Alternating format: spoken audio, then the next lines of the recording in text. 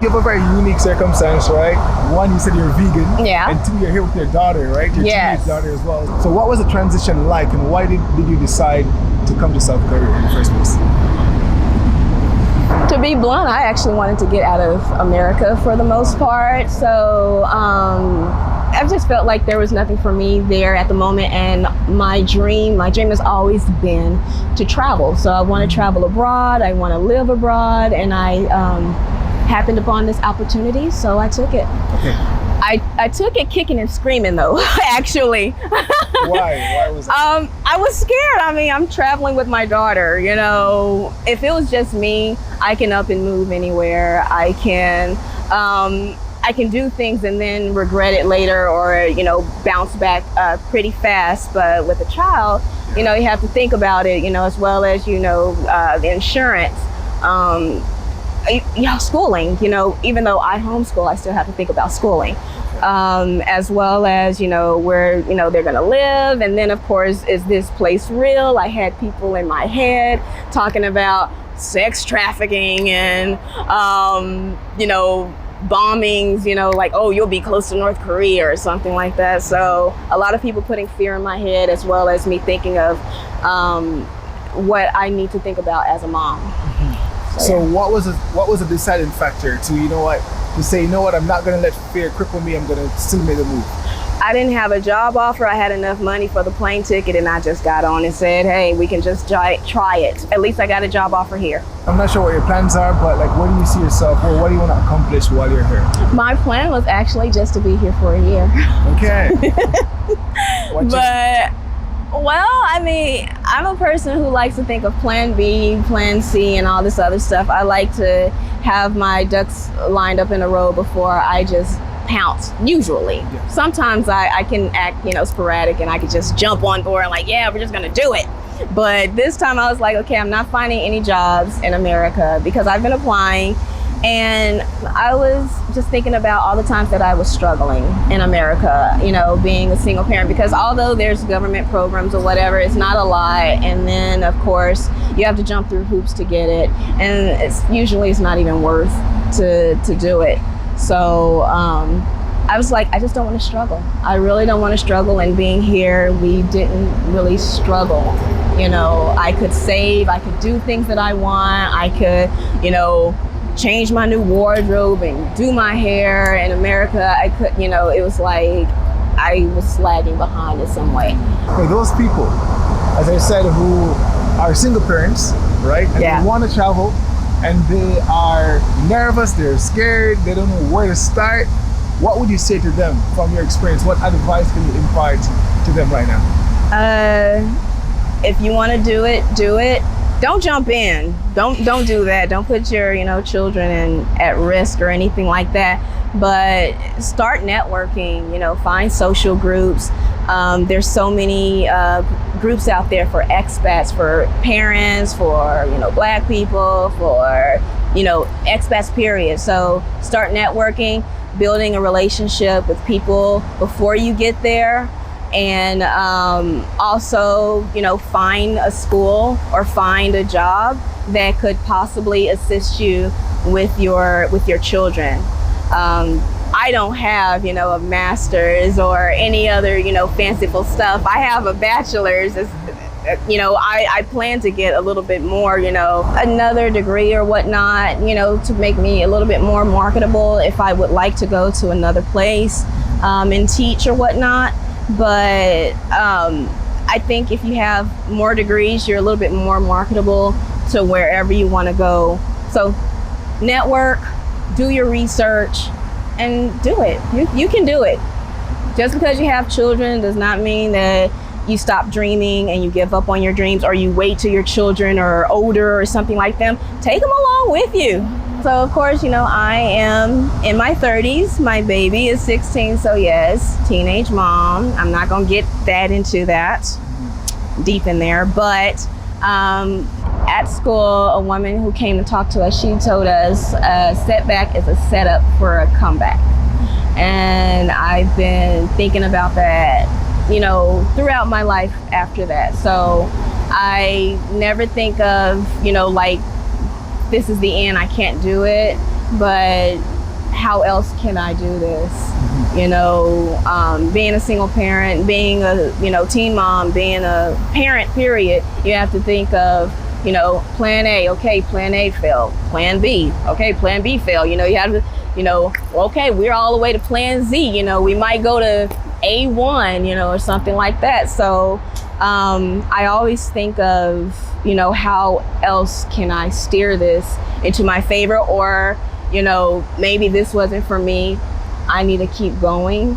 As well as I've heard, you know, you'll hear a lot of no's, but of course, you know, that yes, that one yes, you have to keep going for that yes. Yeah. And I've gotten a lot of no's, a lot of rejections, a lot of everything, but I can't quit because my daughter, you know, maybe if she wasn't here, I might have quit a little bit earlier, but I want her to see, you know, that she can be strong, that she can, you know, carve out her path in life, you know, that she can be better than me. So yeah, keep going.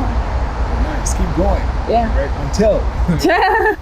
What's the most challenging part about being a single mom? The lack of resource to provide for your child, I think, but also it's the, you know, especially as a Black single mom, it's the, you know, the othering that people do, that how they look at you, how they feel that they should tell you what you need to do and shouldn't do in order to not be in this predicament, to ostracizing, and, you know, unless I tell them my full story, which you know, I won't tell here, but yeah, it's how people, you know, look at you and already judge you.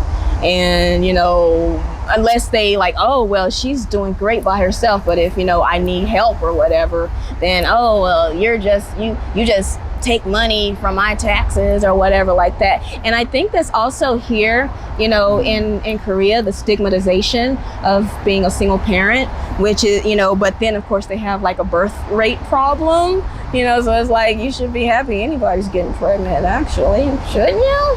But yeah, it's, you know, it's the stigmatization and the othering, as well as the lack of resources. Like I said, in America, you got to jump through hoops, you know, to get even a something. And then if you make $1 more, you can't do it. You know, you're not qualified. You know, you make too much, and it's like, okay, I only make $12.01 a month. You know, she eat more than that, and then rent, and then utilities, and everything like that. So, yeah, what people try to tell you that you should do this, you should do that, and then it seems like they want to make parents, you know, being a single mom is like a punishment. You are punished for being pregnant, but we don't want to pay for birth control. We don't want to, you know, we don't want you to get an abortion. We don't want to teach you about safe sex. We don't, you know, punish the rapist. You know, we don't do anything, you know, so, but it's on your fault for getting pregnant. And you have to take care of this child, and we're gonna make you, you know, feel like you're. So yeah, I don't like that. Yeah. How do you cope with it? How do you combat that? Cry. But I mean, it's hard to do. I mean, now I can maybe curse somebody out once or twice, or I can just not take it, and I can, you know, I don't want to say let it fall off my back, because I mean, I've been dealing with this for years, you know, my baby's 16. So it's kind of hard to deal with. I mean, I do yoga and I read, and I kind of stay to myself and stay to my daughter. So I try not to be in that predicament. Sometimes I tell my story, but even then I shouldn't have to tell my story in order for you to feel a little bit of empathy and like, oh, well, you're not like those who got pregnant, you know? So it's like, just stop. You know, if we're being this hard on single moms, Y'all need to be that hard on single dads. Go track them down and say, you're going to take care of this child. We're taking all of your money. Or if you feel so keen on, you don't want girls to have birth control, you don't want abortion, then we need to take 60% of your paycheck, since you want to, rule a person's life, and you're going to take care of this child until they 19, 20, until they graduate college, maybe even doctorates. I don't know. Since you want to take care of somebody, we want to tell somebody what they should and should not do with their bodies, go ahead and do that.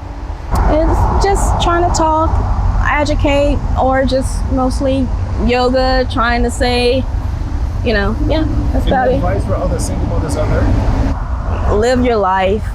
Those people who are saying horrible stuff, even if it's family, don't let them. Don't let them. This is your life, and you can still live your dreams. You can still,